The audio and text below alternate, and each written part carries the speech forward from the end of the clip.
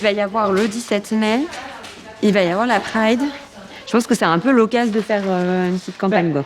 Ce serait d'un côté, celle-ci, tu vois, genre, et de l'autre, celle-ci.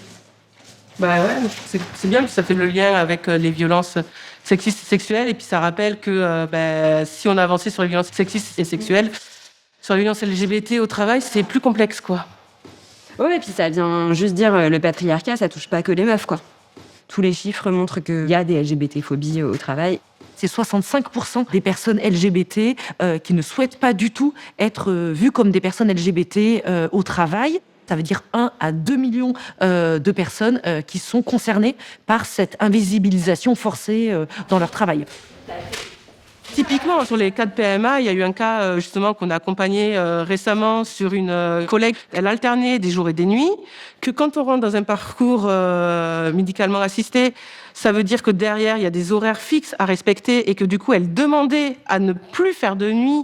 Première réponse de la direction, ça a été de lui dire, en fait, non. Mais pourquoi non? Parce qu'il y a d'autres personnes qui sont en couple hétérosexuel où en fait ces droits sont accordés. Et pourquoi est-ce qu'on le refuse à une femme seule ou une femme lesbienne? On a mené la lutte, on a réussi à obtenir le fait qu'elle passe en horaire de jour. Mais pourquoi est-ce qu'on doit lutter pour un droit qui devrait être acquis? Le nombre de collègues qu'on connaît qui ont renoncé à la mutuelle pour les enfants ou les ayants droit, qui renoncent au congé paternité et maternité, qui renoncent au congé enfant malade. Il faut vraiment qu'on arrive à faire comprendre que les LGBTI-phobies au travail, c'est problématique, ça fait perdre des droits à l'ensemble des salariés. Nous, en tant que syndicalistes, on doit essayer d'être un petit peu sur tous les fronts, à la fois former et les camarades syndicalistes et les agents et agentes de la fonction publique, à la fois les former à comment permettre un climat plus inclusif, et dans les questions, dans les commentaires, comment ne pas laisser passer les propos LGBT-phobes. C'est aussi marteler que, en fait, ne pas réagir face à des agressions, des injures, des blagues homophobes, c'est les légitimer.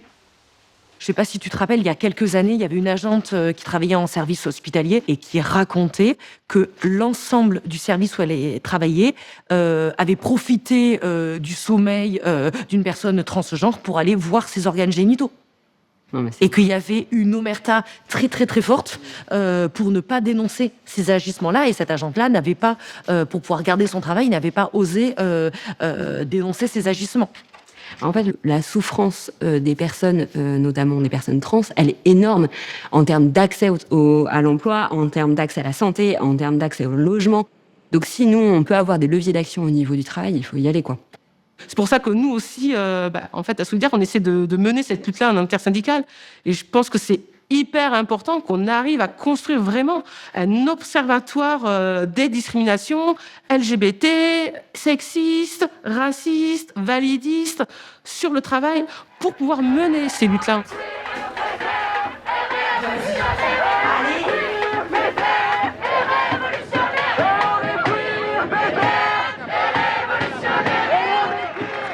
Aujourd'hui, l'Union syndicale solidaire se tient aux côtés des associations et collectifs trans face à l'exploitation et aux discriminations subies par les personnes trans. C'est l'ensemble du mouvement social qui doit se montrer solidaire des luttes transféministes et des personnes trans. Contre les LGBTI-phobies au travail, agissons.